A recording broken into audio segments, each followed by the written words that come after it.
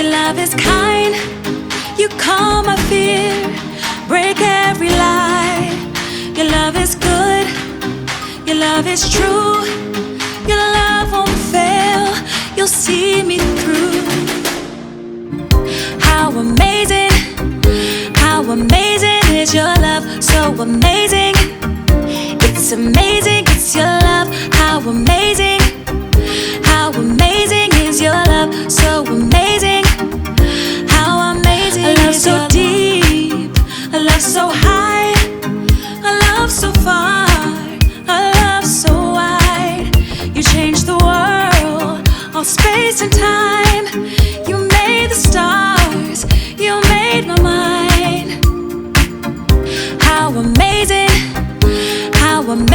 is your love, so amazing.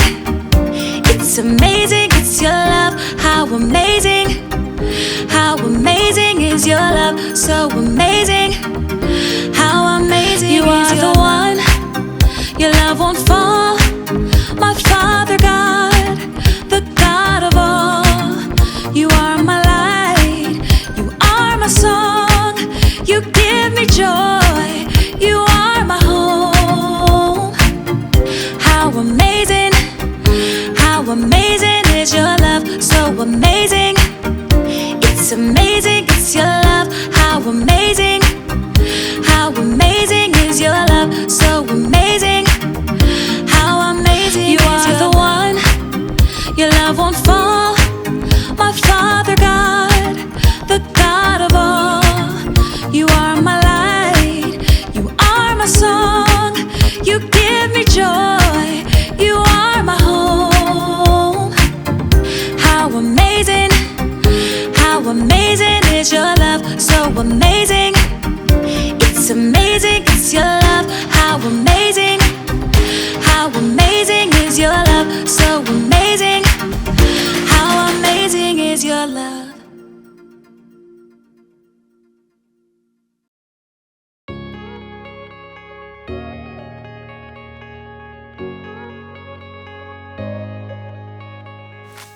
Hey everybody, my name is Jacob, and I am here to talk to you about love.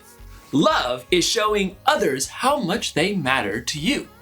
One thing that I love is books. Books are good for so many different things, like decorations. As a paperweight! You could play Jenga gently. Or dominoes. But no matter how many uses a book has, they were really made for one important thing. They were made to be read. That is their purpose. Books can teach you things. They can entertain you with stories. They can help you discover how different people live and think. But they can only do all that if you read what's inside. So in today's story, we're going inside the Bible, and we're starting at the very beginning, where we'll discover how God made you and me for a purpose. Hey, I just thought of another thing you can use a book for. Frisbee! Oh, sorry. Oops. The Bible. It's 66 books of history, stories, letters, and poetry that fit together to form God's one big story. The epic adventure of how He created us and loves us so much that He made a way to rescue us. As we travel through the Bible, from Genesis to Revelation, we discover people who met God and found their lives changed forever. Now, for an amazing story, inspired by the book of Genesis, chapters 1 and 2. In the beginning, there was nothing. Nothing at all. Except for God. But God was so full of love, it couldn't be contained. And that deep love spilled out into the shapeless void. Let there be light. Dazzling light shot through the heavens, blazing and radiant. God separated the light from the dark. Evening turned into night, and night into morning. The very first day of all time. But God was just getting started. Let there be a huge space between the waters. Let it separate water from water. The sky arched out high overhead, and below, mighty waters rolled, covering the earth like a deep blanket. That evening and that morning was the second day. Let the water under the sky be gathered into one place. Let dry ground disappear. The earth shook, mountains rose up, and rivers burst forth and ran through wide open plains to shiny seas. Let the land produce plants. Let there be trees that grow fruit. A riot of green covered the earth. Tall trees shot up towards the sky. Creeping vines crawled along the ground. From pines and petunias mixed with cornstalks and cabbages. That is good. There was evening and there was morning, the third day. Let there be lights in the huge space of the sky. Let them separate the day from the night.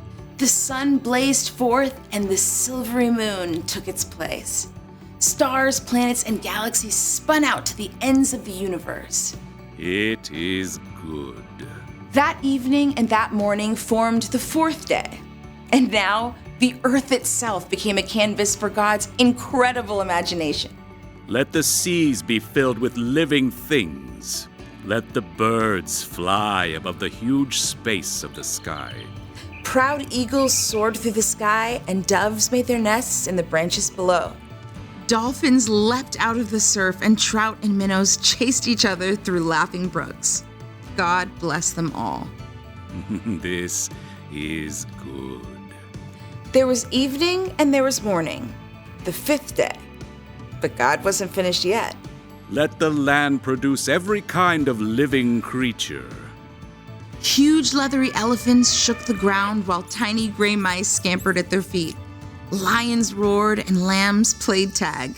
Now that is good.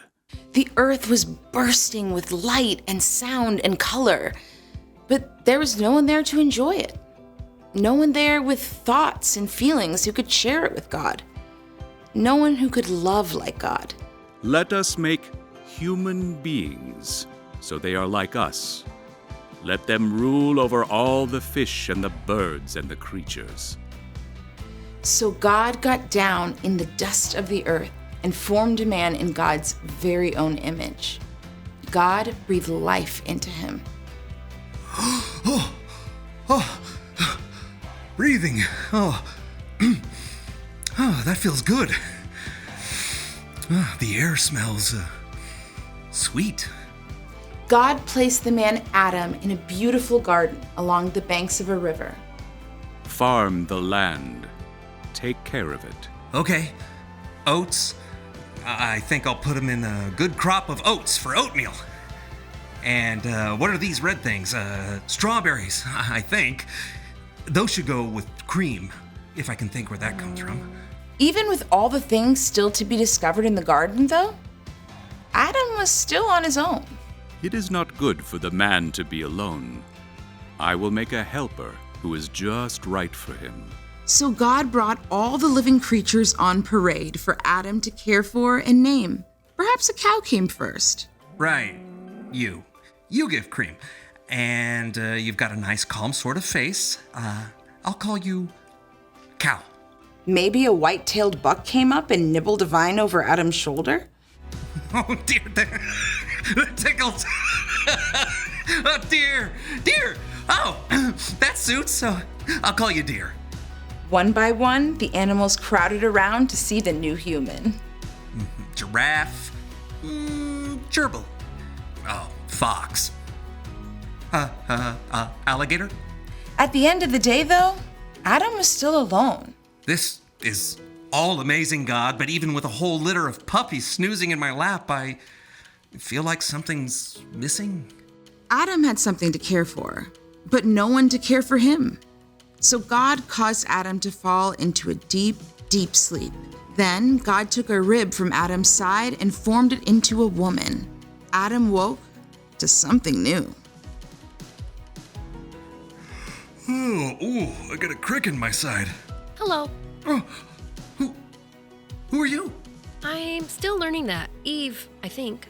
Madam, I'm Adam. Would you like some breakfast? Well, after we discover what breakfast is. I can recommend oatmeal with strawberries. God poured out a deep, deep love into all of creation. But on day 6, God made humans. All people were created in the likeness of God. Have children, so that there will be many of you. Fill the earth and take care of it. I am giving you every plant and tree for food. People were made in God's image to think and feel as God can, to love as God can, and share that love with each other and all of creation. It is very good. At last, God's creative work of love was complete.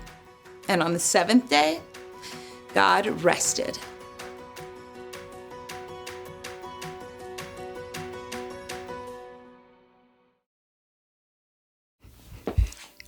In the beginning, God made a beautiful world, and God made people to take care of that world. But our purpose is even bigger than that. God said it wasn't good for people to be alone, because God knew we would need people to take care of us, and people we could take care of. We were made to love. Now, you can love lots of things, like sports. 3 points. Oh, watching movies.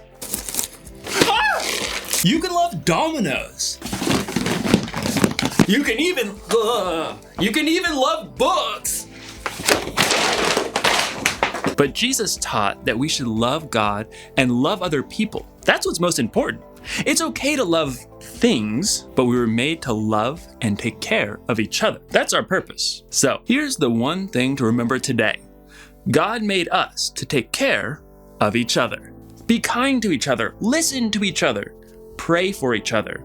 We all need to be taken care of. I need to take care of all these books I dropped. Maybe I can build a fort out of books. See you next time.